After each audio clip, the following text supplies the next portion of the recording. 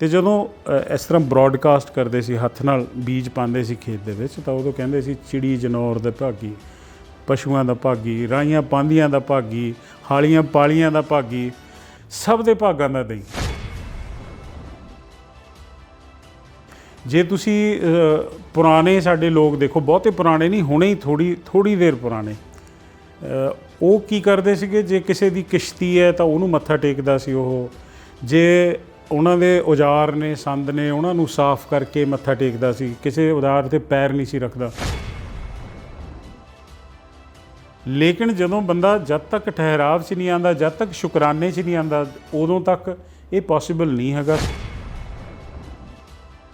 तो इंडियंस जिहड़े ग्रैटिट्यूड दे विच रहिंदे सीगे और बड़ी बहुत वधिया लाइफ हुंदी सी। इहदा इक्को और इक्को ही कारण है भी असीं शुकराने दे विचों बाहर आ गए। बेवकूफ़ है, तू तो टाइम वेस्ट कर रहे हैं। 2 रुपए का पैन नहीं, 2 रुपए का पैन नहीं है वो एक इहो जी चीज़ है कि जदों तुसीं साइन करने ने 10 करोड़ के चैक ते तां काम करूगा। तुसीं अज भी पिंडां दे विच जाओ तो जदों तक तुसीं उत्थे बैठे हो उदों तक चाह बन जूगी अंदर। शहर वाला साडा पुछदा मनजीत सिंह रोटी तो नहीं खाएगा। जिहड़ा चारे पासे तुसीं देखो डर दा माहौल क्रिएट करिया जांदा। साडे इत्थे लड़ाई लगी है नंबर 1 होण दी, लड़ाई लगी 100 चों 100 लैण दी। कुदरत 100 चों 100 कदी किसी नूं नहीं दिंदी हैगी। हुण ओह बिल गेट्स ने तुहानूं कैमिकल पवाते, फलाना पवाता, ये पवाता, क्यों पवांदे ने ओह? तुसीं बीमार रहो, तुसीं थके हारे रहो, क्योंकि तुहानूं काबू करना है यार। जदों मैं कार वड्डी लैके आना मनजीत सिंह नूं लड्डू तां खवाण जाना भी एक इहदे टक होर मार के आवां भी देख मामा मैं तेरे तो वड्डी लिआंदी। तो जदों तो असीं किसी चीज़ की वैल्यू ही नहीं कर रहे तो ग्रैटिट्यूड की भावना चली गई। रॉकफील फाउंडेशन है जिहड़ा बंदा, जिहड़ी एक फैमिली जिहड़ी मन्निया जांदा कि भी सारी दुनिया नूं कंट्रोल करदी है, उन्हां ने ग्रीन रेवोल्यूशन शुरू करी सीगी। और मज़े की गल दसां, खुद वो नैचुरल फार्म ते रहिंदे ने, वो मरिया भी नैचुरल फार्म ते।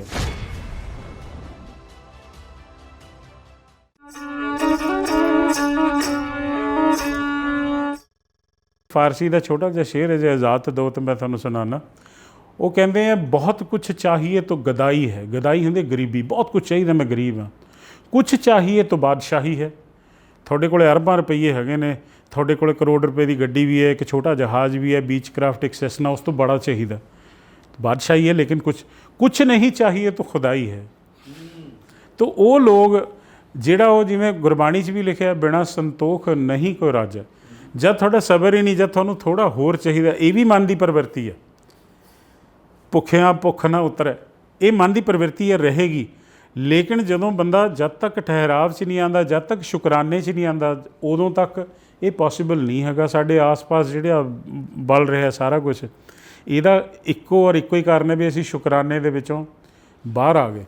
ये ना सोचो कि जिहड़ा बड़ा आदमी है उही लालची है, छोटे पद्धर वाला बंदा, छोटे तो छोटे पद्धर वाला बंदा भी लालची है।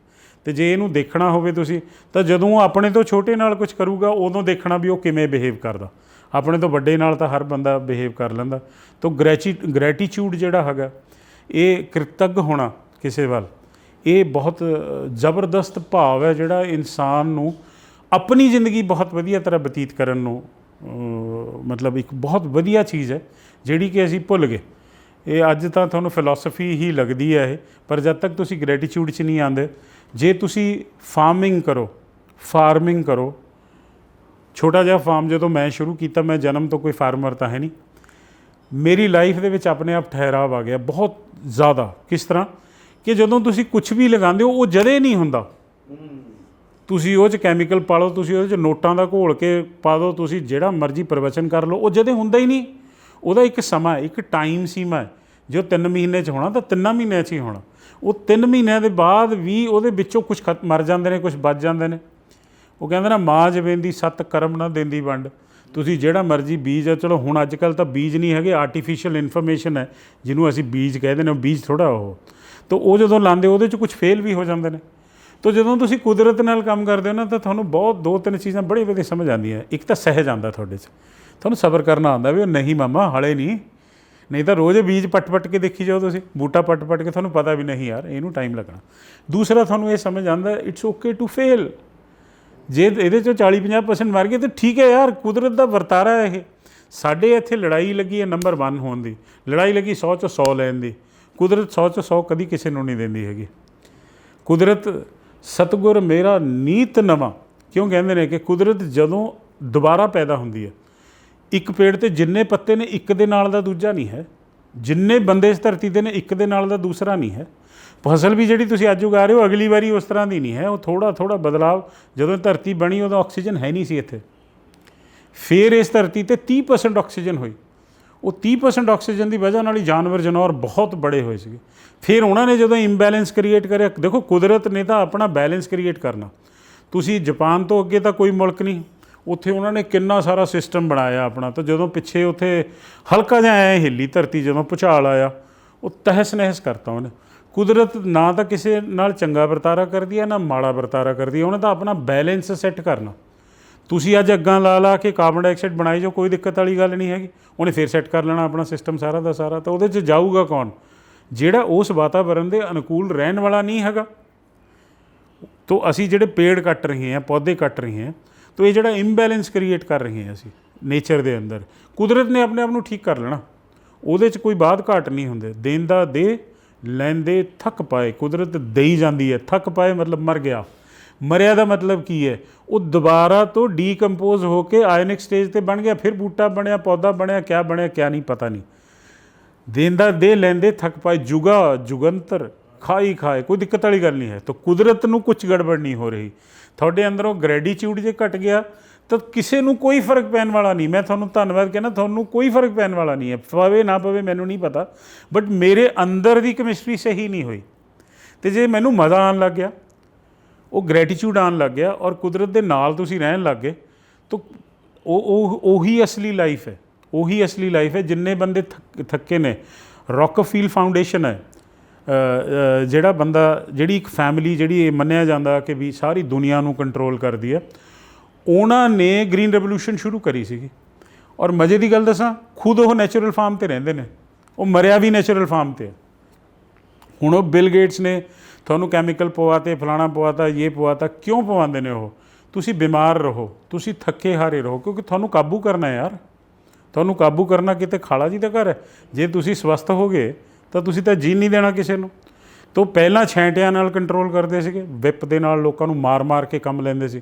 ਹੌਲੀ ਹੌਲੀ ਉਹਨਾਂ ਨੂੰ ਸਮਝ ਆਇਆ ਕਿ ਬੜਾ ਮੁਸ਼ਕਿਲ ਹੈ ਯਾਰ ਛੈਂਟੇ ਨਾਲ ਕਿਸੇ ਨੂੰ ਕੰਟਰੋਲ ਕਰਨਾ। ਤਾਂ ਫਿਰ ਅੱਜ ਕਿੱਥੇ ਲਿਆਏ ਉਹ ਖੜਾ ਕੇ? ਅੱਜ ਤੁਹਾਨੂੰ ਉਹ ਡੈਟ ਦੇ ਨਾਲ ਕੰਟਰੋਲ ਕਰਦੇ ਆ, ਲੋਨ ਦੇ ਨਾਲ ਕੰਟਰੋਲ ਕਰਦੇ ਆ। ਮੈਨੂੰ ਯਾਦ ਹੈ ਜਦੋਂ ਅਸੀਂ ਸਕੂਲ ਜਾਂ ਕਾਲਜ ਜਾਂਦੇ ਸੀ, ਉਦੋਂ ਫੋਰਨ ਉਹਦੇ 'ਤੇ ਐਕਸਚੇਂਜ ਦੇ ਉੱਤੇ ਬਜਾਜ ਚੇਤਕ ਮਿਲਦਾ ਸੀ 8100 ਰੁਪਏ ਦਾ। ਫੀਟ ਬੁੱਕ ਕਰਾਉਣੀ ਪੈਂਦੀ ਸੀਗੀ, ਲੋਨ ਨਹੀਂ ਸੀ ਮਿਲਦਾ ਹੁੰਦਾ। ਫਿਰ ਇਹਨਾਂ ਨੇ ਕੀ ਕਰਿਆ? ਪਹਿਲਾਂ ਤਾਂ ਚੀਜ਼ਾਂ ਕ੍ਰੀਏਟ ਕੀਤੀਆਂ, ਕਿਉਂਕਿ ਚੀਜ਼ ਵਿਕੂਗੀ ਤਾਂ ਪੈਸਾ ਆਊਗਾ। ਫਿਰ ਲੋਨ ਕ੍ਰੀਏਟ ਕਰਿਆ। ਫਿਰ ਜਦੋਂ ਬਾਜ਼ਾਰ ਦੇ ਵਿੱਚ ਪੈਸਾ ਸਿੱਟਤਾ ਤਾਂ ਹਰੇਕ ਨੂੰ ਹੀ ਪੈਸਾ ਮਿਲਣ ਲੱਗ ਗਿਆ। ਉਹ ਪੈਸੇ ਦੇ ਨਾਲ ਜਦੋਂ ਤੁਸੀਂ ਚੀਜ਼ ਖਰੀਦ ਲਈ, ਚੀਜ਼ ਜਿਹੜੀ ਉਹ ਘਟਾਉਂਦਾ ਹੈ। ਤੁਸੀਂ ਅੱਜ ਕਾਰ ਲਿਆਂਦੀ 10 ਲੱਖ ਦੀ, 1 ਕਰੋੜ ਦੀ, ਉਹ ਤਾਂ ਲੋਹਾ ਹੈ ਨਾ, ਸਕ੍ਰੈਪ ਤਾਂ 15 ਰੁਪਏ ਕਿਲੋ ਵਿਕੂਗੀ ਨਾ, ਅੱਜ ਨਹੀਂ ਕੱਲ੍ਹ ਉੱਥੇ ਜਾਈ ਜਾਣੀ ਹੈ। ਤੋ ਇਹ ਸਾਰੇ ਸਿਸਟਮ ਦੇ ਵਿੱਚ ਫਸਾਉਣ ਵਾਲਾ ਕਿੰਨਾ ਛਾਤਰ ਹੈ ਉਹ ਤਾਂ ਹੈ ਹੀ ਹੈ, ਜਿਹੜਾ ਫਸਣ ਵਾਲਾ ਉਹਦਾ ਵੀ ਬਰਾਬਰ ਦਾ ਕਸੂਰ ਹੈਗਾ। ਪੈਸੇ ਵਾਰੀ ਸਰਕਾਰ ਸਿੱਟਦੀ ਹੈ ਵਿੱਚ, ਚਾਹੇ ਹਰਸ਼ਦ ਮਹਿਤਾ ਲੈ ਲਓ ਤੁਸੀਂ। ਜੇ ਹਰਸ਼ਦ ਮਹਿਤਾ ਦੀ ਗੱਲ ਕਰਦੇ ਹੋ, ਉਹਨੂੰ ਜੋ ਮਰਜ਼ੀ ਕੋਈ ਕਹੀ ਜਾਵੇ, ਉਹ ਸਰਕਾਰ ਦੇ ਪੈਸੇ ਬਿਨਾਂ ਲੋਨ ਬਿਨਾਂ ਸ਼ੋਨ ਤੋਂ ਉਹਨੂੰ ਦੇਤੇ। ਉਹਨੇ ਕੀ ਕਰਨਾ ਸ਼ੁਰੂ ਕਰਤਾ? ਆਹ ਕੰਪਨੀ ਦਾ ਸ਼ੇਅਰ ਅੱਜ 10 ਦਾ ਲੈ ਲਿਆ, ਆਪੇ 20 ਦਾ ਲੈ ਲਿਆ, ਆਪੇ 30 ਦਾ ਲੈ ਲਿਆ, ਰੌਲਾ ਪਾਤਾ ਸਾਰੇ ਪਾਸੇ। ਤੋ ਜਿਹੜੇ ਗਰੀਬ ਲੋਕ ਸੀਗੇ ਜਿਨ੍ਹਾਂ ਨੇ ਮਿਹਨਤ ਨਾਲ ਪੈਸਾ ਕਮਾਇਆ ਸੀ, ਚਾਹੇ ਫਾਰਮਿੰਗ 'ਚੋਂ, ਚਾਹੇ ਨੌਕਰੀ 'ਚੋਂ, ਚਾਹੇ ਕਿਤੋਂ ਵੀ, ਉਹਨਾਂ ਨੂੰ ਵੀ ਲੱਗਿਆ ਵੀ ਮੇਰੇ 10 ਦੇ 20 ਹੋ ਜਾਣਗੇ। ਉਹਨਾਂ ਨੇ ਵੀ ਰੁਪਈਏ ਪਾਣੇ ਸ਼ੁਰੂ ਕਰਤੇ।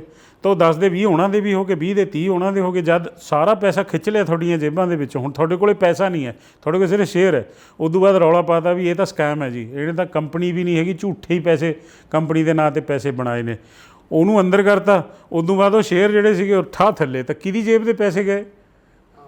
ਆਮ ਬੰਦੇ ਦੀ ਜੇਬ। ਪੈਸੇ ਖਤਮ ਹੋ ਗਏ, ਰੁਪਈਆ ਤਾਂ ਵਾਪਸ ਉੱਥੇ ਹੀ ਪਹੁੰਚ ਗਿਆ ਨਾ। ਉਸ ਤੋਂ ਬਾਅਦ ਜ਼ਮੀਨਾਂ ਦਾ ਰੇਟ ਆਈ ਚੱਕਤਾ। ਕੋਈ ਕਾਰਨ ਸੀਗਾ ਜ਼ਮੀਨਾਂ ਦਾ ਰੇਟ ਵਧਣ ਦਾ? ਹੁਣੇ ਪਿੱਛੇ ਜੇ। ਉਸ ਤੋਂ ਬਾਅਦ ਜਿਹੜੇ ਸਾਡੇ ਵਰਗੇ ਬੰਦੇ ਸੀ, ਮੰਨ ਲਓ ਜੇ ਆਪਾਂ ਕਿਸੇ ਕੋਈ ਫਾਰਮਰ ਜਾਂ ਕਿਸੇ ਇੰਡਸਟਰੀਲਿਸਟ ਦੀ ਕਿਸੇ ਦੀ ਗੱਲ ਨਹੀਂ ਕਰਦੇ, ਜਿਹੜੇ ਬੰਦੇ ਨੇ ਆਪਣੀ ਮੱਤ ਤੋਂ ਕੰਮ ਨਹੀਂ ਲਿਆ, ਉਹ ਸਭ ਤੋਂ ਪਹਿਲਾਂ ਕਾਰ ਲਿਆਇਆ, ਫਾਰਚੂਨਰ ਲਿਆਊਗਾ, ਕੋਠਾ ਪਾ ਲਿਆ, ਫਲਾਣਾ ਕਰ ਲਿਆ, ਉਹ ਸਾਰਾ ਕਰ ਲਿਆ। ਉਹ ਜ਼ਮੀਨਾਂ ਦੇ ਰੇਟ ਉੱਧਰੋਂ ਲੋਨ ਮਿਲ ਰਹੇ ਨੇ, ਉਸ ਤੋਂ ਬਾਅਦ ਉਹ ਕ੍ਰੈਸ਼ ਕਰਤਾ ਸਾਰਾ ਦਾ ਸਾਰਾ। ਜਦੋਂ ਕ੍ਰੈਸ਼ ਹੋ ਗਿਆ, ਕਰਜ਼ਾ ਤੁਹਾਡੇ ਸਿਰ 'ਤੇ ਖੜਾ, ਨਾ ਹੁਣ ਤੁਸੀਂ ਇੱਧਰ ਜੋਗੇ ਨਾ ਤੁਸੀਂ ਉੱਧਰ ਜੋਗੇ, ਕੰਮ ਕਰਨ ਜੋਗੇ ਤੁਸੀਂ ਹੈ ਨਹੀਂ।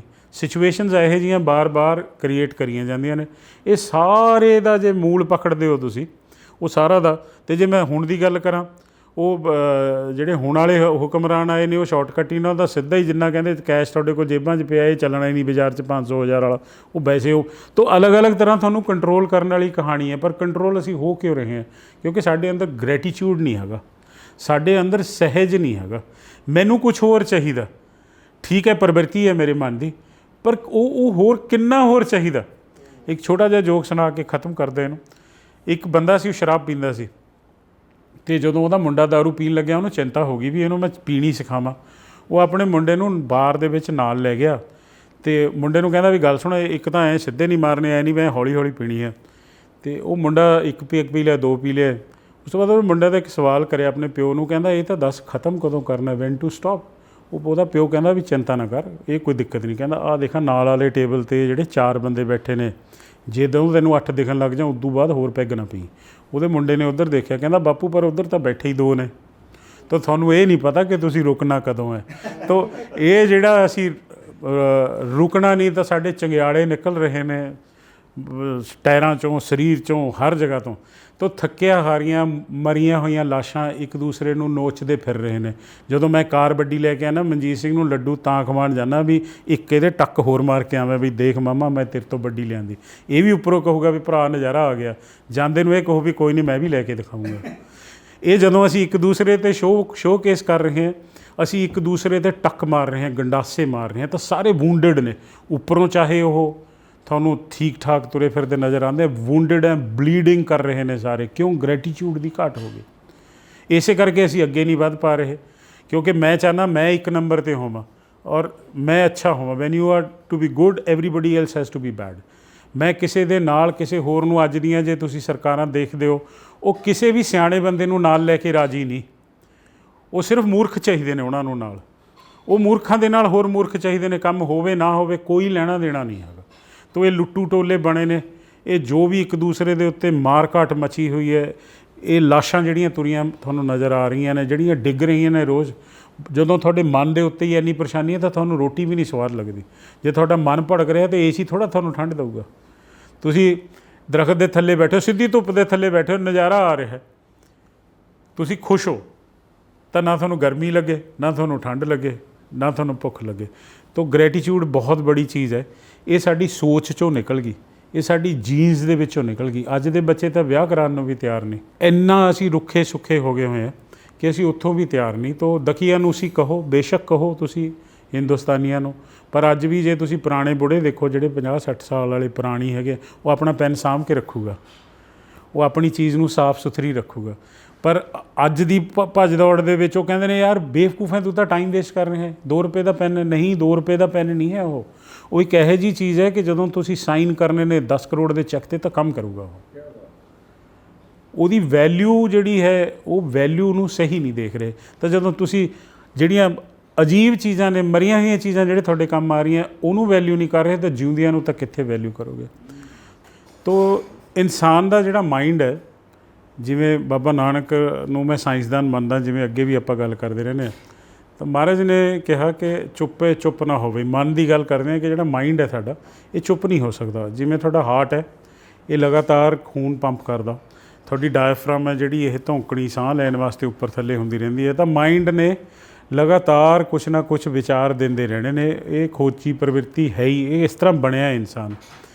ਤੋ ਇੱਥੇ ਦੇ ਜਿਹੜੇ ਬਸ਼ਿੰਦੇ ਸੀਗੇ, ਉਹ ਆਪਣੇ ਇੰਤਰੀਵ ਦੀ ਖੋਜ ਕਰਨ ਲੱਗ ਗਏ ਵੀ ਕਿਸ ਤਰ੍ਹਾਂ ਸਾਡੀ ਘਾੜਤ ਹੋਈ ਹੈ, ਕਿਸ ਤਰ੍ਹਾਂ ਉੱਪਰੋਂ ਜਿਹੜੇ ਕਲ-ਕਲ ਕਰਦੇ ਪਾਣੀ ਆ ਰਿਹਾ। ਤਾਂ ਉਸ ਪਾਸੇ ਵਿਚਾਰ ਰਿਹਾ ਸ਼ੁਰੂ ਤੋਂ, ਅਤੇ ਹਰ ਵੇਲੇ ਗ੍ਰੈਟੀਚਿਊਡ ਦੇ ਵਿੱਚ ਰਹੇ। ਕੁਦਰਤ ਦੇ ਖਿਲਾਫ ਕਦੀ ਕੁਛ ਕਰਨ ਦੀ ਕੋਸ਼ਿਸ਼ ਨਹੀਂ ਕਰੀ। ਜੇ ਤੁਸੀਂ ਪੁਰਾਣੇ ਸਾਡੇ ਲੋਕ ਦੇਖੋ, ਬਹੁਤੇ ਪੁਰਾਣੇ ਨਹੀਂ, ਹੁਣੇ ਹੀ ਥੋੜ੍ਹੀ ਦੇਰ ਪੁਰਾਣੇ, ਉਹ ਕੀ ਕਰਦੇ ਸੀਗੇ, ਜੇ ਕਿਸੇ ਦੀ ਕਿਸ਼ਤੀ ਹੈ ਤਾਂ ਉਹਨੂੰ ਮੱਥਾ ਟੇਕਦਾ ਸੀ ਉਹ। ਜੇ ਉਹਨਾਂ ਦੇ ਔਜ਼ਾਰ ਨੇ, ਸੰਦ ਨੇ, ਉਹਨਾਂ ਨੂੰ ਸਾਫ਼ ਕਰਕੇ ਮੱਥਾ ਟੇਕਦਾ ਸੀ, ਕਿਸੇ ਔਜ਼ਾਰ 'ਤੇ ਪੈਰ ਨਹੀਂ ਸੀ ਰੱਖਦਾ। ਤਾਂ ਅੱਜ ਦੀ ਜਿਹੜੀ ਸਾਡੀ ਅਜੋਕੀ ਪੀੜ੍ਹੀ ਹੈ, ਜਿਹਨੂੰ ਅਸੀਂ ਮਾਡਰਨਾਈਜ਼ ਕਹਿੰਦੇ ਹਾਂ, ਉਹ ਕਹਿ ਸਕਦੇ ਆ ਵੀ ਦਖੀਆ ਨੂਸਿਓ ਯਾਰ ਤੁਸੀਂ ਮਰੀਆਂ ਹੋਈਆਂ ਚੀਜ਼ਾਂ ਨੂੰ ਮੱਥਾ ਟੇਕ ਰਹੇ ਹੋ। ਸਵਾਲ ਮਰੀ ਜਾਂ ਜਿਉਂਦੀ ਨਾਲ ਨਹੀਂ, ਸਵਾਲ ਇਹ ਸੀ ਕਿ ਉਹਦੀ ਕਦਰ ਕਰਦੇ ਸੀ ਉਹ, ਕਿ ਮੈਨੂੰ ਇਹਦੀ ਲੋੜ ਹੈ, ਇਹ ਮੈਨੂੰ ਕੁਛ ਦੇ ਰਿਹਾ। ਉਹ ਇੱਕ ਇਮੋਸ਼ਨਲ ਬੌਂਡ ਸੀਗਾ। ਅਤੇ ਜਿਹੜਾ ਬੌਂਡ ਹੈਗਾ ਉਹਦੇ ਨਾਲ ਉਸ ਚੀਜ਼ ਨੂੰ ਕੀ ਫ਼ਰਕ ਪੈਂਦਾ ਉਹ ਮਸਲਾ ਨਹੀਂ, ਤੁਹਾਡੇ ਅੰਦਰ ਦੀ ਕੈਮਿਸਟਰੀ ਬੜੀ ਵਧੀਆ ਹੋ ਜਾਂਦੀ ਹੈ। ਜਦੋਂ ਤੁਸੀਂ ਕਿਸੇ ਨੂੰ ਪਿਆਰ ਕਰਦੇ ਹੋ ਤਾਂ ਜਿਹਨੂੰ ਪਿਆਰ ਕਰ ਰਹੇ ਹੋ ਉਹਦੇ ਵਾਸਤੇ ਹੋ ਸਕਦਾ ਪ੍ਰੋਬਲਮ ਹੋਵੇ, ਲੇਕਿਨ ਤੁਹਾਡੇ ਅੰਦਰਲੀ ਜਿਹੜੀ ਕੈਮਿਸਟਰੀ ਹੈ ਉਹ ਬੜੀ ਵਧੀਆ ਹੋ ਜਾਂਦੀ ਹੈ। ਇਹਨੂੰ ਬੀਇੰਗ ਲਵਿੰਗ ਕਹਿੰਦੇ ਨੇ। ਜੇ ਤੁਸੀਂ ਬਾਹਰ ਦੇ ਮੁਲਕਾਂ ਦੇ ਝਾਤ ਮਾਰੋ ਅਤੇ ਉਹ ਲੋਕ ਰਿਸ਼ਤਿਆਂ ਤੋਂ ਬੜੇ ਪਰੇਸ਼ਾਨ ਹੋ ਗਏ, ਕਾਰਨ ਕਿਤੇ ਨਾ ਕਿਤੇ ਵੈਲਿਊ ਨਹੀਂ ਕਰਦੇ ਅਸੀਂ। ਤਾਂ ਫਿਰ ਉਹਨਾਂ ਨੇ ਕੀ ਕਰਨਾ ਸ਼ੁਰੂ ਕੀਤਾ, ਉਹਨਾਂ ਨੇ ਪੈਟ ਰੱਖਣੇ ਸ਼ੁਰੂ ਕਰਤੇ, ਪਾਲਤੂ ਪੰਛੀ, ਕੁੱਤਾ, ਇਹ ਵੋ। ਪਰ ਤੁਸੀਂ ਇਹ ਦੇਖੋ ਕਿ ਕੁੱਤਾ ਵੀ ਹੋ ਸਕਦਾ ਤੁਹਾਡੀ ਮਰਜ਼ੀ ਨਾਲ ਪੂੰਛ ਨਾ ਮਾਰੇ ਕਿਸੇ ਵੇਲੇ, ਤਾਂ ਉਹਦੇ ਤੋਂ ਵੀ ਦੁਖੀ ਹੋ ਗਏ। ਫਿਰ ਅੱਜ ਕੀ ਕਰਦੇ ਨੇ, ਉਹ ਬੂਟਿਆਂ ਨੂੰ ਪਾਲਦੇ ਨੇ, ਬੂਟਿਆਂ ਦਾ ਨਾਂ ਰੱਖਿਆ ਹੋਇਆ, ਬੂਟਿਆਂ ਨੂੰ ਘੁਮਾਉਣ ਲੈ ਕੇ ਜਾਂਦੇ ਨੇ। ਤਾਂ ਇਹ ਕੀ ਕਰ ਰਹੇ ਆ, ਉਹ ਆਪਣੇ ਅੰਦਰ ਦੀ ਕੈਮਿਸਟਰੀ ਨੂੰ ਸਹੀ ਕਰਨ ਦੀ ਕੋਸ਼ਿਸ਼ ਕਰ ਰਹੇ ਆ। ਉਹ ਬੂਟੇ ਨਾਲ ਉਹਦਾ ਕੋਈ ਲੇਗਾ ਦੇਗਾ ਨਹੀਂ ਹੈਗਾ। ਜਿਵੇਂ ਇਸ਼ਟ ਦੀ ਗੱਲ ਕਰਦੇ ਹੋ ਤੁਸੀਂ ਕਿਹਦੇ ਭਗਤ ਹੋ ਜਾਂ ਤੁਹਾਡਾ ਅਕੀਦਾ ਕਿਹਦੇ 'ਤੇ ਹੈ, ਉਹ ਫ਼ਰਕ ਨਹੀਂ ਪਾਉਂਦਾ ਬਿਲਕੁਲ। ਸਿਰਫ ਇਹ ਕਿ ਤੁਹਾਡੇ ਅੰਦਰਲੀ ਕੈਮਿਸਟਰੀ ਬੜੀ ਪਲੈਜ਼ੈਂਟ ਹੋ ਜਾਂਦੀ ਹੈ। ਬਟ ਅੱਜ ਦੀ ਡੇਟ ਦੇ ਵਿੱਚ ਅਸੀਂ ਉਸ ਤੋਂ ਅੱਗੇ ਚਲੇ ਗਏ, ਆਪਣੀ ਲੜਾਈ ਚੜਾਈ ਦੇ ਵਿੱਚ ਉਹਦੇ 'ਤੇ ਪੈ ਰਹੇ ਹਾਂ, ਅਸੀਂ ਉਸ ਮੁੱਦੇ ਨੂੰ ਨਹੀਂ ਛੇੜਦੇ। ਅਤੇ ਜਿਹੜਾ ਤੋ ਇਹ ਸੁਭਾਵ ਜਿਹੜਾ ਆਇਆ ਸਾਡਾ ਸਾਰਾ ਦਾ ਸਾਰਾ ਜਿਹੜਾ ਸੁਭਾਵ ਆਇਆ, ਇਹ ਆਇਆ ਉੱਥੋਂ ਹੀ ਹੈ, ਕਿਉਂਕਿ ਕੁਦਰਤ ਬੜੀ ਮਿਹਰਬਾਨ ਸੀਗੀ ਅਤੇ ਲੋਕ ਵੀ ਆਪਸ ਦੇ ਵਿੱਚ ਉਵੇਂ ਕਰਦੇ ਸੀ। ਜੇ ਤੁਸੀਂ ਖੇਤੀਬਾੜੀ ਦੀ ਗੱਲ ਵੀ ਕਰਦੇ ਹੋ, ਜਦੋਂ ਪਹਿਲਾਂ ਖੇਤੀ ਹੁੰਦੀ ਸੀ ਇੱਥੇ, ਤਾਂ ਉਹ ਇੱਕ ਮੰਗਲਾਚਾਰ ਕਹਿੰਦੇ, ਮੰਗਲਾਚਾਰ ਉਹਨੂੰ ਕਹਿੰਦੇ ਸੀਗੇ। ਅਤੇ ਜਦੋਂ ਇਸ ਤਰ੍ਹਾਂ ਬਰੋਡਕਾਸਟ ਕਰਦੇ ਸੀ, ਹੱਥ ਨਾਲ ਬੀਜ ਪਾਉਂਦੇ ਸੀ ਖੇਤ ਦੇ ਵਿੱਚ, ਤਾਂ ਉਦੋਂ ਕਹਿੰਦੇ ਸੀ ਚਿੜੀ ਜਨੌਰ ਦੇ ਭਾਗੀ, ਪਸ਼ੂਆਂ ਦਾ ਭਾਗੀ, ਰਾਹੀਆਂ ਪਾਂਦੀਆਂ ਦਾ ਭਾਗੀ, ਹਾਲੀਆਂ ਪਾਲੀਆਂ ਦਾ ਭਾਗੀ, ਸਭ ਦੇ ਭਾਗਾਂ ਦਾ ਦਈ। ਸਿਰਫ ਕਹਿੰਦੇ ਨਹੀਂ ਸੀ, ਉਹ ਮੰਨਦੇ ਵੀ ਸੀ। ਇੱਕ ਟੁਕੜਾ ਛੱਡ ਦਿੰਦੇ ਸੀ ਕਿ ਯਾਰ ਇਹ ਪਸ਼ੂ ਪਕਸ਼ੀ ਖਾਣਗੇ। ਦਰਖਤਾਂ ਦੀ ਇੱਜ਼ਤ ਕਰਦੇ ਸੀ। ਤੁਸੀਂ ਉਹਨੂੰ ਦਖੀਆ ਨੂੰ ਅਸੀਂ ਕਹਿ ਸਕਦੇ ਹੋ ਅੱਜ ਵੀ। ਲੇਕਿਨ ਅੱਜ ਜਦੋਂ ਸਿਲੰਡਰਾਂ ਵਾਸਤੇ ਅਸੀਂ ਭੱਜ ਰਹੇ ਹਾਂ, ਜਦੋਂ ਸਾਡੇ ਫੇਫੜੇ ਅੰਦਰੋਂ ਸੜ ਗਏ, ਸਾਡੇ ਅੰਦਰ ਉਹ ਕਪੈਸਿਟੀ ਨਹੀਂ ਫੇਫੜਿਆਂ ਦੀ ਹੈਗੀ ਕਿ 21% ਜਿਹੜੀ ਆਕਸੀਜਨ ਹਵਾ ਦੇ ਵਿੱਚ ਹੈ ਉਹਦੇ 'ਚੋਂ ਆਪਣੇ ਜੋਗੀ ਆਕਸੀਜਨ ਅਬਜ਼ੋਰਬ ਕਰ ਸਕੇ, ਉਹਨੂੰ ਐਡੀਸ਼ਨਲ ਆਕਸੀਜਨ ਤੁਹਾਨੂੰ ਦੇਣੀ ਪੈ ਰਹੀ ਹੈ। ਜੇ ਤੁਸੀਂ ਥੋੜ੍ਹੀ ਦੇਰ ਵੀ ਮਾਸਕ ਲਾਓਗੇ, ਹਾਈਪਰ ਕੈਪਨੀਆ ਹੋ ਜਾਊਗਾ, ਤੁਹਾਨੂੰ ਕਾਰਬਨ ਡਾਈਆਕਸਾਈਡ ਬਾਹਰ ਹੀ ਨਹੀਂ ਨਿਕਲਣੀ ਹੈਗੀ। ਕਿਉਂਕਿ ਫੇਫੜੇ ਸਾਡੇ ਉਸ ਤਰ੍ਹਾਂ ਦੇ ਨਹੀਂ ਰਹੇ, ਔਰ ਹੁਣ ਬਿਮਾਰੀਆਂ ਕਰਕੇ ਹੋਰ ਖ਼ਰਾਬ ਹੋ ਰਹੇ ਨੇ। ਤੋ ਉਹਨਾਂ ਵਾਸਤੇ ਛੱਡਦੇ ਸੀ। ਜੇ ਕੋਈ ਮੰਗਣ ਆ ਜਾਂਦਾ ਸੀਗਾ, ਤੁਸੀਂ ਅੱਜ ਵੀ ਪਿੰਡਾਂ ਦੇ ਵਿੱਚ ਜਾਓ ਤਾਂ ਜਦੋਂ ਤੱਕ ਤੁਸੀਂ ਉੱਥੇ ਬੈਠੇ ਹੋ ਉਦੋਂ ਤੱਕ ਚਾਹ ਬਣ ਜੂਗੀ ਅੰਦਰ। ਜੇ ਤੁਸੀਂ ਪਹਿਲਾਂ ਉੱਠਣ ਲੱਗੇ ਹੋ, ਕਹਿੰਦੇ ਭਾਈ ਚਾਹ ਕਰਦੇ ਆ, ਔਰ ਜੇ ਖਾਣੇ ਦਾ ਟਾਈਮ ਹੈ ਤਾਂ ਖਾਣਾ ਤੁਹਾਨੂੰ ਮਿਲਣਾ ਹੀ ਹੈ ਉੱਥੇ। ਸ਼ਹਿਰ ਵਾਲਾ ਸਾਡਾ ਪੁੱਛਦਾ, ਮਨਜੀਤ ਸਿੰਘ ਰੋਟੀ ਤਾਂ ਨਹੀਂ ਖਾਏਗਾ? ਠੀਕ ਹੈ, ਚਾਹ ਵਾਲੇ ਨੂੰ ਕਹਿ ਦਿੰਦੇ ਆ ਉਹ ਨਾਨਕ ਵਾਲੀ ਹੱਟੀ ਤੋਂ ਚਾਹ ਲਿਆਈ, ਨਾਨਕ ਮਤਲਬ ਰਹਿਣ ਦੇ, ਕੋਈ ਗੱਲ ਨਹੀਂ ਹੈਗੀ। ਤਾਂ ਉਹ ਜਿਹੜੀ ਸੋਚ ਸਾਡੀ ਇੰਨੀ ਜ਼ਿਆਦਾ ਕਿਸ ਤਰ੍ਹਾਂ ਬਦਲ ਗਈ। ਇੱਕ ਇਹਨੂੰ ਚੰਗੇ ਮਾੜੇ 'ਚ ਨਾ ਦੇਖਿਓ, ਕੁਦਰਤ ਦੀ ਬਣਤਰ ਹੈ। ਕੁਦਰਤ ਨੇ ਦੋਨੋਂ ਚੀਜ਼ਾਂ ਬਣਾਈਆਂ ਨੇ ਆਪਣੇ ਆਪ ਨੂੰ ਬੈਲੈਂਸ ਕਰਨ ਵਾਸਤੇ, ਚੰਗਾ ਜਾਂ ਮਾੜਾ। ਕਿਉਂਕਿ ਜਦ ਤੱਕ ਇਹ ਬੈਲੈਂਸ ਨਹੀਂ ਹੁੰਦਾ ਉਦ ਤੱਕ ਗੜਬੜ ਨਹੀਂ ਹੁੰਦੀ। ਅਤੇ ਸਕੈਂਡੀਨੇਵੀਆ ਜੇ ਤੁਸੀਂ ਦੇਖੋ, ਵਾਈਕਿੰਗਸ ਉੱਥੋਂ ਚੱਲੇ ਸੀਗੇ। ਕੀ ਇਹ ਬਾਹਰਲੇ ਜਿਹੜੇ ਮੁਲਕ ਜਿੱਥੇ ਹਰ ਵੇਲੇ ਬਰਫ਼ ਪਈ ਰਹਿਣੀ ਹੈ, ਉੱਥੇ ਖਾਣ ਦਾ ਕੋਈ ਵਸੀਲਾ ਬਣਦਾ ਨਹੀਂ ਸੀਗਾ, ਤਾਂ ਉਹਨਾਂ ਨੂੰ ਮਜਬੂਰਨ ਸ਼ਿਕਾਰ ਕਰਨਾ ਪੈਂਦਾ ਸੀ। ਉਦੋਂ ਝੋਟੇ ਹੁੰਦੇ ਸੀ, ਬਾਈਸਨਸ ਹੁੰਦੇ ਸੀ, ਵੱਡੇ ਵੱਡੇ ਝੋਟੇ ਹੁੰਦੇ ਸੀ, ਤਾਂ ਉਹ ਲੋਕ ਉਹਨਾਂ ਨੂੰ ਮਾਰ ਕੇ ਉਹਨਾਂ ਨੂੰ ਖਾਂਦੇ ਸੀ। ਹੁਣ ਜਦੋਂ ਖਾਣਾ ਮੁੱਕ ਜਾਣ ਵਾਲਾ ਹੁੰਦਾ ਸੀਗਾ, ਉਦੋਂ ਇੱਕ ਦੂਸਰੇ ਨਾਲ ਲੜਦੇ ਸੀ ਉਹ, ਵੀ ਇਹ ਮੇਰੀ ਬੋਟੀ ਹੈ, ਤੇਰੀ ਬੋਟੀ ਹੈ। ਤਾਂ ਉਹ ਲੜਾਈ ਝਗੜਾ, ਉਸ ਤੋਂ ਬਾਅਦ ਉਹਨਾਂ ਨੇ ਲੁੱਟਾਂ ਖੋਹਾਂ ਕਰਨੀਆਂ ਸ਼ੁਰੂ ਕੀਤੀਆਂ। ਉਹ ਜਿਹੜੇ ਧਾੜਵੀ ਸੀਗੇ ਉਹ ਬਣ ਕੇ ਜਦੋਂ ਹਿੰਦੁਸਤਾਨ ਦੇ ਵਿੱਚ ਆਏ, ਅਤੇ ਉਹਨਾਂ ਨੇ ਉਹੀ ਚੀਜ਼ਾਂ ਸਾਡੇ ਕਲਚਰ 'ਚ ਵੀ ਆ ਗਈਆਂ। ਕੁਛ ਉਹਨਾਂ ਦੀਆਂ ਮੈਰਿਜਿਸ ਹੋਈਆਂ, ਸਾਡੀਆਂ ਬਲੱਡ ਸਟਰੀਮਸ ਵੀ ਚੇਂਜ ਹੋਈਆਂ, ਅਤੇ ਸਾਨੂੰ ਉਹ ਇਸ ਤਰ੍ਹਾਂ ਦਾ ਕਲਚਰ ਜਿਹੜਾ ਭਾਣ ਲੱਗ ਗਿਆ। ਅੱਜ ਜੇ ਤੁਸੀਂ ਦੇਖੋ, ਗੁਸਤਾਖੀ ਮਾਫ, ਅਸੀਂ ਜੋ ਹੈ ਉਹਦੀ ਗੱਲ ਕਰੀਏ, ਜੋ ਹੋਣਾ ਚਾਹੀਦਾ ਜਾਂ ਜੋ ਸਾਨੂੰ ਚੰਗਾ ਲੱਗਦਾ ਉਹਦੀ ਗੱਲ ਤੋਂ ਹਟ ਜਾਈਏ। ਜੋ ਸਾਨੂੰ ਅੱਖਾਂ ਦਿਖਾ ਰਹੀਆਂ ਨੇ, ਜੋ ਮੱਤ ਕਹਿ ਰਹੀ ਹੈ, ਉਹ ਦੇਖੋ। ਤੁਸੀਂ ਅੱਜ ਦੇਖੋ, ਅਤੇ ਅੱਜ ਦੀ ਜਨਰੇਸ਼ਨ, ਕਸੂਰ ਉਹਨਾਂ ਦਾ ਕਤਈ ਨਹੀਂ ਹੈਗਾ, ਕਸੂਰ ਮੇਰਾ, ਕਿਉਂਕਿ ਮੈਂ ਉਹਨਾਂ ਨੂੰ ਕਿਸੇ ਚੀਜ਼ ਦੀ ਵੈਲਿਊ ਕਰਨੀ ਨਹੀਂ ਸਿਖਾਈ ਹੈਗੀ।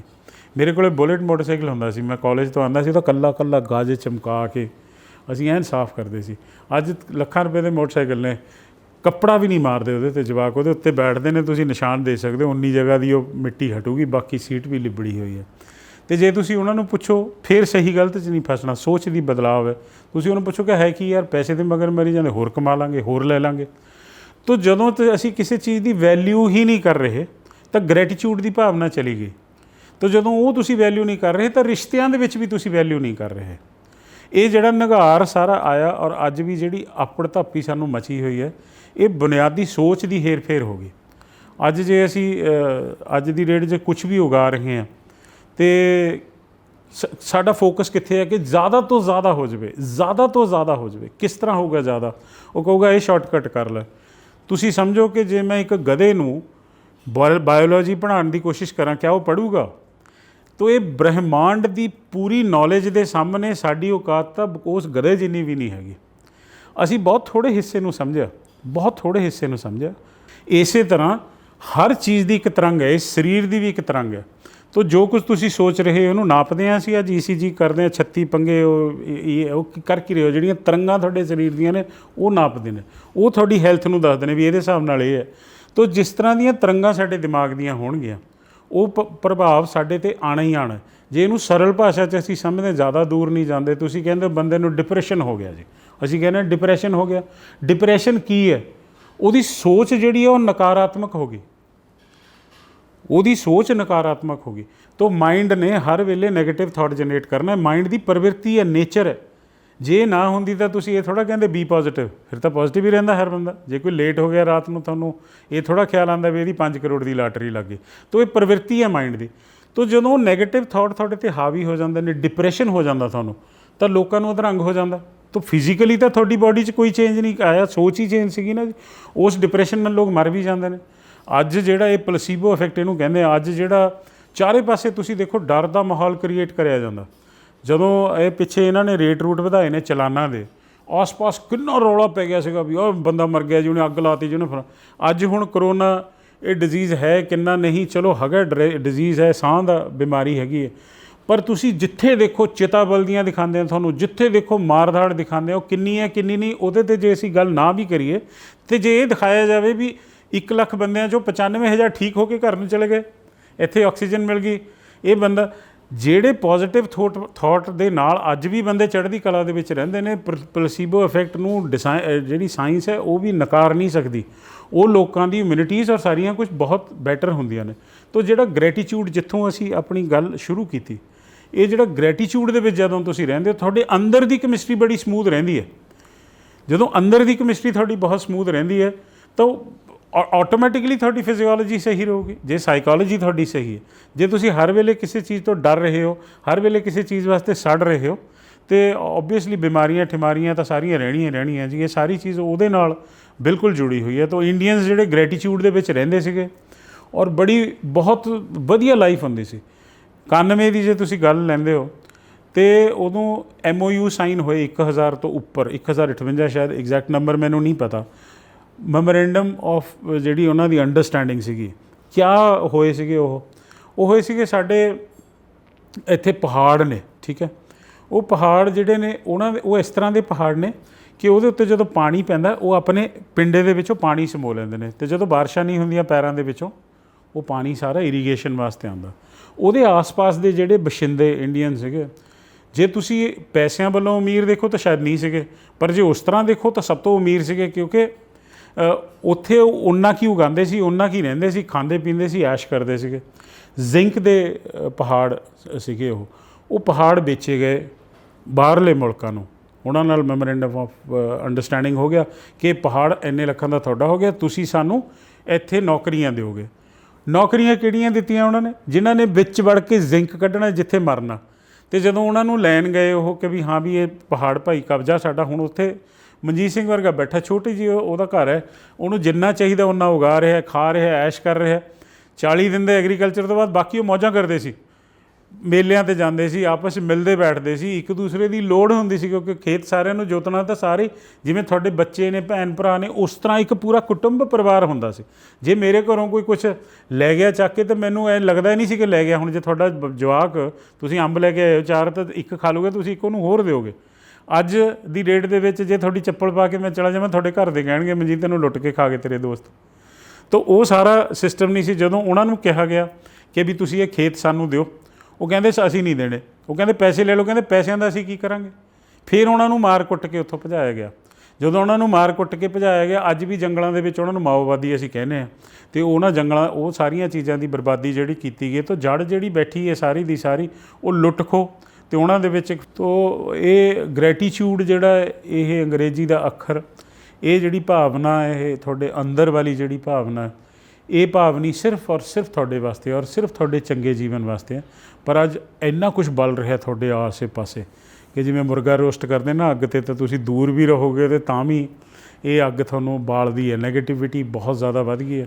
ਪਰ ਸਾਈਕਲ ਹੈ ਇਹ। ਮੈਨੂੰ ਇਸ ਚੀਜ਼ ਦੀ ਪੂਰੀ ਉਮੀਦ ਹੈ ਕਿ ਆਉਣ ਵਾਲੀ ਜਨਰੇਸ਼ਨ ਜਿਹੜੀ ਸੰਤਾਪ ਭੋਗੂਗੀ ਹੁਣ, ਇਹ ਉਸ ਤੋਂ ਬਾਅਦ ਜਿਹੜੀ ਅਗਲੀ ਜਨਰੇਸ਼ਨ ਸਾਡੀ ਆਊਗੀ, ਉਹ ਜਨਰੇਸ਼ਨ ਸੁਧਾਰ ਵਾਲੇ ਪਾਸੇ ਚੱਲੂਗੀ।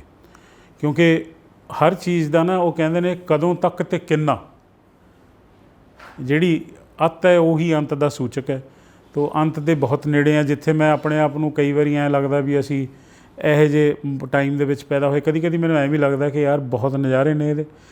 ਇਹੋ ਜਿਹੇ ਮਹਾਂਮਾਰੀ ਜਿਹੜੀ ਕਦੀ ਕਦੀ ਸਦੀ ਚਾਹੁੰਦੀ, ਉਹ ਅਸੀਂ ਦੇਖ ਰਹੇ ਹਾਂ। ਇਹੋ ਜਿਹੀ ਲੁੱਟ ਖਸੁੱਟ ਅਸੀਂ ਦੇਖ ਰਹੇ ਹਾਂ। ਤੋ ਸਾਡੀ ਲਾਈਫ ਵੀ ਜਿਹੜੀ ਆ ਉਹ ਇੱਕ ਬੜੀ ਈਵੈਂਟਫੁੱਲ ਲਾਈਫ ਹੈ। ਚਾਹੇ ਉਹਦੇ ਵਿੱਚ ਹੈ ਦਰਦ ਹੀ ਦਰਦ, ਪਰ ਇਹਦੇ ਵਿੱਚ ਵੀ ਜੇ ਤੁਸੀਂ ਚੰਗੇ ਬੰਦਿਆਂ ਦੀ ਖੋਜ ਕਰੋਗੇ, ਹੈਣ ਵਿਰਲੇ ਨਹੀਂ ਘਣੇ, ਪਰ ਉਹ ਤੁਹਾਨੂੰ ਮਿਲਣਗੇ। ਉਹ ਮਿਲਣਗੇ ਤੁਹਾਨੂੰ ਸਹਿਜਤਾ ਦੇ ਵਿੱਚ। ਤੁਸੀਂ ਪਿੰਡਾਂ 'ਚ ਚਲੇ ਜਾਓ, ਜਿਹਨੂੰ ਤੁਸੀਂ ਅਨਪੜ੍ਹ ਕਹਿੰਦੇ ਹੋ, ਜਿਹਨੂੰ ਸਾਊਥ ਦੇ ਵਿੱਚ ਮੈਂ 6 ਮਹੀਨੇ ਲਗਭਗ ਉੱਥੇ ਹੀ ਰਹਿਣਾ। ਉੱਥੇ ਸਿਰੂਵਾਨੀ ਰੇਂਜ ਹੈ, ਜਿਵੇਂ ਆਪਣੇ ਇੱਧਰ ਹਿਮਾਲਿਆ ਦੀ ਹੈ। ਉੱਥੇ ਲੋਕ ਨੇ, ਮੈਨੂੰ ਉਹਨਾਂ ਦੀ ਭਾਸ਼ਾ ਨਹੀਂ ਸਮਝ ਆਉਂਦੀ, ਉਹਨਾਂ ਨੂੰ ਮੇਰੀ ਨਹੀਂ ਸਮਝ ਆਉਂਦੀ। ਇਹ ਸਭ ਤੋਂ ਵਧੀਆ ਗੱਲ ਹੈ, ਕਿਉਂਕਿ ਭਾਸ਼ਾ ਤਾਂ ਕੌਨਸਪੀਰੇਸੀ ਹੈ। ਮੈਂ ਤਾਂ ਸਿਰਫ ਆਵਾਜ਼ਾਂ ਕੱਢ ਰਿਹਾ, ਹਰ ਬੰਦਾ ਆਪਣੇ ਦਿਮਾਗ 'ਚ ਇਹਦਾ ਹੀ ਮਤਲਬ ਕੱਢ ਰਿਹਾ। ਉੱਥੇ ਜਿਹੜੀ ਸਹਿਜਤਾ ਤੁਹਾਨੂੰ ਨਜ਼ਰ ਆਉਂਦੀ ਹੈ, ਉੱਥੇ ਦੌੜ ਹੀ ਨਹੀਂ ਹੈ, ਭੱਜ ਹੀ ਨਹੀਂ ਹੈ। ਉੱਥੇ ਜਿਹੜੀ ਐਨਰਜੀ ਉਹਨਾਂ ਦੀ ਬਾਡੀ ਦੇ ਵਿੱਚ ਨਜ਼ਰ ਆਉਂਦੀ ਹੈ, ਜਿਹੜਾ ਪਹਾੜ ਹੈ, ਜਿੱਥੇ ਮੇਰੇ ਵਰਗਾ ਤਾਂ ਸ਼ਾਇਦ 1.5 ਦਿਨ 'ਚ ਚੜ੍ਹੇ, ਉਹ 45 ਮਿੰਟ 'ਚ ਚੜ੍ਹ ਜਾਂਦੇ ਨੇ। ਚੰਗੇ ਤੋਂ ਚੰਗਾ ਐਥਲੀਟ ਨਹੀਂ ਚੜ੍ਹ ਸਕਦਾ। ਜਿਹੜਾ ਉਹਨਾਂ ਦਾ ਖਾਣ ਪਾਣ ਹੈ, ਸਿਰੂਵਾਨੀ ਵਾਟਰਸ ਹੈ, ਉਹ ਸਾਫ਼ ਨੇ ਅੱਜ ਵੀ। ਪਾਣੀ ਹੁਣ ਗੰਦਾ ਕਰਤਾ। ਹੁਣ ਜਿਹੜੀ ਇਨਵੈਸਟਮੈਂਟ ਪਹਿਲਾਂ ਸ਼ੇਅਰ ਮਾਰਕੀਟ ਸੀਗੀ, ਹੁਣ ਅੱਜ ਦੀ ਰੇਟ 'ਚ ਜਿਹੜੇ ਵੱਡੇ ਵੱਡੇ ਲੋਕ ਨੇ, ਉਹ ਪਾਣੀ ਦੇ ਸਰੋਤਾਂ 'ਚ ਇਨਵੈਸਟਮੈਂਟ ਕਰ ਰਹੇ ਨੇ। ਕਿਉਂਕਿ ਪਾਣੀ ਤੁਹਾਨੂੰ ਜ਼ਮੀਨ 'ਚੋਂ ਨਹੀਂ ਮਿਲਣਾ। ਆਕਸੀਜਨ ਵਿਕੂਗੀ, ਉਹ ਤਾਂ ਨਜ਼ਰ ਆ ਰਹੀ ਹੈ ਸਾਨੂੰ, ਕਿਉਂਕਿ ਫੇਫੜੇ ਸਾਡੇ ਖਰਾਬ ਹੋ ਰਹੇ ਨੇ। ਸਾਨੂੰ ਐਡੀਸ਼ਨਲ ਆਕਸੀਜਨ ਚਾਹੀਦੀ ਹੈ। ਹਵਾ ਦੇ ਵਿੱਚ ਕਾਰਬਨ ਡਾਈਆਕਸਾਈਡ ਅਸੀਂ ਹੋਰ ਪਾ ਦੇਣੀ ਹੈ। ਤਾਂ ਕੋਈ ਵੀ ਗੱਲ ਪਕੜ ਲਓ, ਸਾਰੀ ਦਾ ਆਧਾਰ ਆ ਕੇ ਖੜ੍ਹਦਾ ਹੈ ਤੁਹਾਡਾ ਜਿਹੜਾ ਉਹ ਗ੍ਰੈਟੀਚਿਊਡ ਦੇ ਉੱਤੇ ਹੀ ਖੜ੍ਹਾ ਹੁੰਦਾ। ਜਦ ਤੱਕ ਤੁਹਾਡੇ ਅੰਦਰ ਗ੍ਰੈਟੀਚਿਊਡ ਨਹੀਂ ਹੈਗਾ, ਉਦੋਂ ਤੱਕ ਕੁਛ ਨਹੀਂ ਹੈਗਾ। ਤੁਹਾਡੀ ਲਾਈਫ ਸਹੀ ਨਹੀਂ ਹੈ।